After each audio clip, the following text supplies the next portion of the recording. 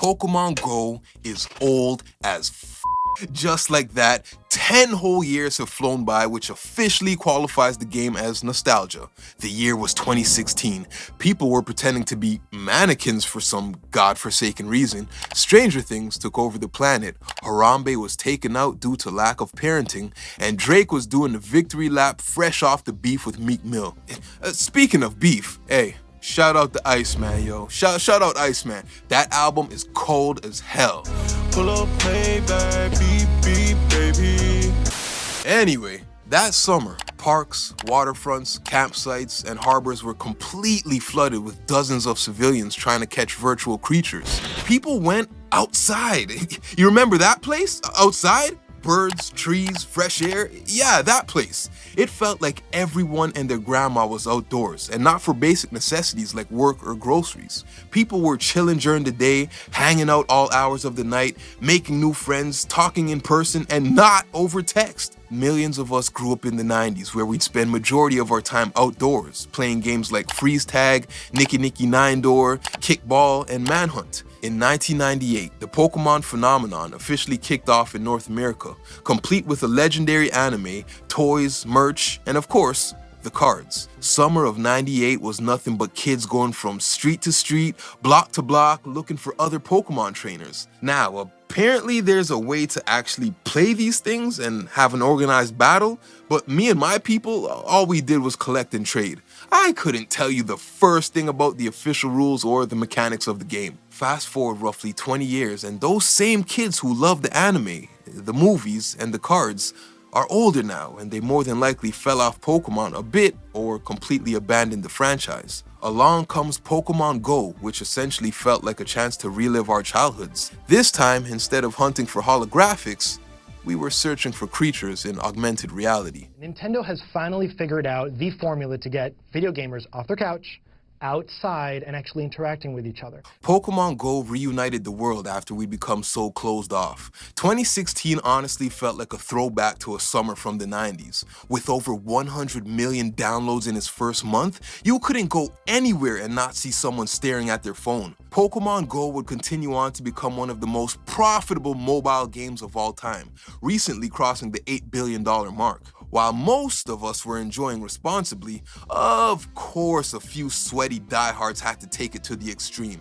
When the game launched, there were thousands of reports of distracted driving. Even though the game has a built-in feature to prevent such actions, police body cam footage even caught this one jackass in real time slamming into their patrol car. You okay? Okay. What's the location? 2901 Eastern Avenue. That's what I get for playing. Playing while driving, smashing into cop cars, trespassing into life-threatening territory, and even death! People have died playing Pokemon GO. Can't even feel bad for them. That's one nasty tombstone engraving. Here lies little Johnny Williams. Cause of death? A Dragonite. Now, the game caused so much chaos and mayhem that it was ultimately banned in many regions. You'd think that would be enough to slow down or even stop this rolling stone, but nah, that just added to the allure. The rise, the peak, the inevitable downfall, and where it stands today. Let's talk about it all as we cover the 10th anniversary of that nostalgic summer of Pokemon GO.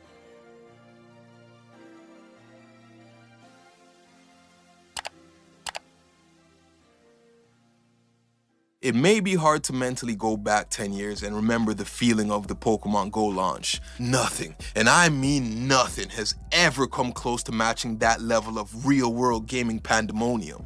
Emphasis on the words real world. Pokemon GO quickly transformed from a game into a lifestyle. It became an important part of people's daily routine. The mobile game officially launched in July 2016, and all hell broke loose. The servers stood no chance, constantly crashing, making it hard to get in. The app was a buggy mess. I'm talking complete glitch fest. But did anyone care? Hell no! Millions of people downloaded it, making it one of the most used apps on the planet. current fans of the franchise, adults who used to watch but outgrew it, and even kids who would now be introduced to Pokemon. Everyone was outside playing. The timing couldn't have been better. Summer season, school's out, beautiful weather. This was the perfect storm. So it was regular to go to a park and see dozens of people posted up. Lawn chairs, phones out, external battery packs plugged in, eyes locked, just waiting for Pokemon to show up. And somehow it didn't feel weird. It was actually a sight to see because at any moment a rare Pokemon could spawn and all you'd hear is Zapdos! Followed by a mini stampede of people heading in one direction. The game had us in a chokehold solely because it was designed to be that addictive. Portal attack detected. Portal offline. Enemy agents in your area. Ingress is an augmented reality game that uses the GPS on your smartphone to locate and interact with portals that are in proximity to the player's real-world location. These portals were often popular points of interest like statues, landmarks, museums, city parks, and malls. Tsunukazu Ishihara of the Pokemon Company just happened to be a fan of Ingress and thought this genius concept would adapt perfectly to Pokemon, going on to team up with Satoru Iwata of Nintendo to create an April Fool's Day joke. They partnered with Google to make the Google Maps Pokemon Challenge, a one-day event where people could log on to their Maps application, see Pokemon hanging out at real-world locations, then go and catch them. The problem with this April Fool's Day joke is that hundreds of thousands of people all over were saying this is actually the type of innovation they've hoped for years, as the typical Pokemon formula had become redundant. Video game developer Niantic were the creators of the semi-popular game Ingress, so they were hired and tasked with creating the best Pokemon augmented reality experience they could. They used the geographical data from Ingress to turn common landmarks into Pokestops and gyms, added Pokemon trainers as the main protagonists, and unleashed it on the world in 2016. And just like that, millions took to it, hit the streets, and started hunting for Pokemon. Distracted driver puts 2 people in the hospital after he drives right onto a sidewalk in Dunedin. Man took his eyes off the road because he was playing Pokémon GO on his phone. When you turn the whole planet into a literal playground, you're bound to run into some issues, as Niantic would soon find out. Their game appeared on the news for all the wrong reasons almost daily after the game launched globally. Like when 2 Californians were so glued to their phones that they accidentally took a tumble off the side of a cliff. They fell approximately 75 to 100 feet, were badly injured, and required immediate medical attention. In Missouri, criminals were making a killing by using a bunch of lures near a secluded Pokestop. Lure basically attracts Pokemon to a specific location at a much higher rate for a short period of time. When unsuspecting trainers would show up looking for Pokemon, the masked men would rob them at gunpoint for all their belongings. Then in Bosnia, the government had to warn players to stay away from areas that still contained active landmines. Yeah, apparently after the war in the 1990s, they were too lazy to go dig up the mines that haven't detonated, so they have over 100,000 undiscovered bombs just laying around. Do you know how fucked up it is to play a game and have to worry about exploding yourself? Oh shit, a Charmander! Pokemon GO would go on to generate $1.2 billion in its first calendar year, becoming the fastest mobile game to cross the $1 billion mark. But naturally, like any fad, over time there was a drop-off. Still, a decent percentage of the player base stuck around. A few patches, a few updates, and a few community events would ensure that the numbers remained stable. Just when Niantic thought they had a for sure app that would print money for years to come, the game would most definitely go on to see its untimely demise due to a little event called a worldwide pandemic caused government-enforced lockdowns in almost all regions. How could a game designed to be experienced outdoors survive if everyone is trapped in their homes for their own safety? Streets were empty. Pokestops and gyms were abandoned. Niantic had to think and react quickly. A Play Where You Are update was released, which allowed trainers to play from the safety of their houses. You could interact with Pokestops and gyms from further distances. Incense that lures Pokemon to your location lasted longer, and you could challenge any trainers to battle remotely with a QR code. COVID most definitely stunted the growth of the game, but today Pokemon GO is still very successful. Even though hundreds of millions of people quit and uninstalled, roughly 50 to 60 million people still actively play on a consistent basis. New Pokemon are regularly added to the Pokédex. At the time of recording, over 900 creatures are available to capture. Annual community events like GoFest keep the remaining active players busy and entertained for months on end. Out of sheer curiosity, I had to see how the game holds up a decade later. So I dusted off my old phone, ran 8600 updates, grabbed my backpack, and hit the streets. Everything looks the same for the most part. Few changes to the UI. This weird guy keeps talking to me. I don't remember him being here last time I played. Who is this guy? Team Rocket hot air balloons are in the sky for whatever reason. I think that's new. It just seems easier because there's Pokemon to catch literally everywhere you turn. I even caught myself a Drowsy. I didn't even want this bastard. Then the game warned me that I had accidentally wandered into coyote territory, and seconds later I heard a growl from about 15-20 meters away, so I turned around and hauled ass. When I stopped to catch my breath, I bumped into this weirdly shaped mess of I think it's is that a Pokemon? A Combi? What the f is a Combi? Just shows you how lazy their art direction has gotten. Allow me to be the old grumpy man for a second, but yeah, back in my day, Bee Pokemon actually used to look menacing. You know, there's Beedrill, look at that, and then there's Combi.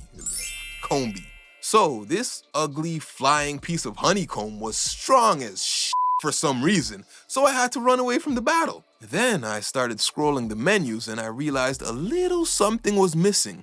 Niantic killed my Pokemon. I'm not sure what happened to my account. My character is still intact, but all my Pokemon are gone, which sucks because I had this super rare high-level Snorlax. I don't know if they ran away or died of neglect, but they're nowhere to be found. Maybe there was a worldwide server reset at one point. I don't know. Like I said, I haven't played this thing in 10 years, so yeah, they're probably all dead. Rest in Pokemon Paradise, Snorlax. Rest in Pokemon Paradise. The time has come. It's for the best, I know it. A decade ago, parks, malls, and harbor fronts were completely flooded with dozens of people trying to catch virtual creatures. Today, those same locations are quiet, empty, and desolate.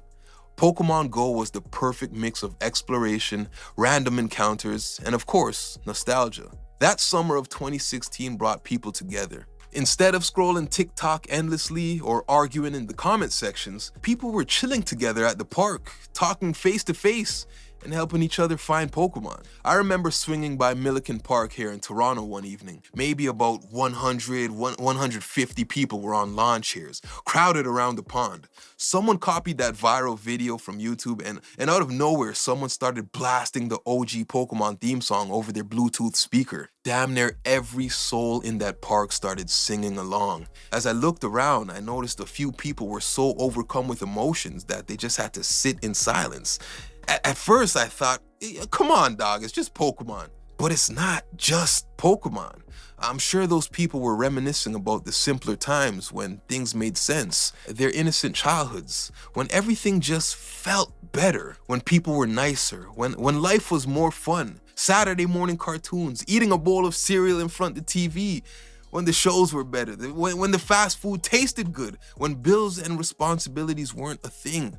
Might just be enough to bring tears of nostalgia to your eyes, man. I get it. So shout out to Pokemon GO, the world's biggest social experiment spearheaded by Google, Niantic, and the Pokemon Company. Every time you left your house, it felt like an adventure. Every alert you'd hear could be a legendary Pokemon. Every gym you'd encounter could lead to a conversation with a complete stranger. It turned everyday life into a game. And honestly, after that whole pandemic nonsense we went through, We could probably use another summer like that right about now. But what do you remember about the summer of 2016? Did you play Pokemon GO? Maybe you still play it now. Let me know in the comment section down below. Doctor's orders. Oh, thank you, doctor. No, I'm not a doctor. And that's it for today, guys. If you're still here watching, I consider you my people and I appreciate you. If you enjoyed the video, go ahead and drop a like and consider subscribing. I have a bunch of other nostalgic videos you might find interesting. Until next time, chase your dreams, do what you love, and GBE, get better every day, man. Get better every day. It's the doctor signing out. Gimme my music. I move in the nighttime. Shit, everything I do in the nighttime. Make one turn two in the nighttime. Zoom from that bright light. Move by my right side. Crew in the spot and it's like 2 o'clock. Wrist never been in cuffs evident.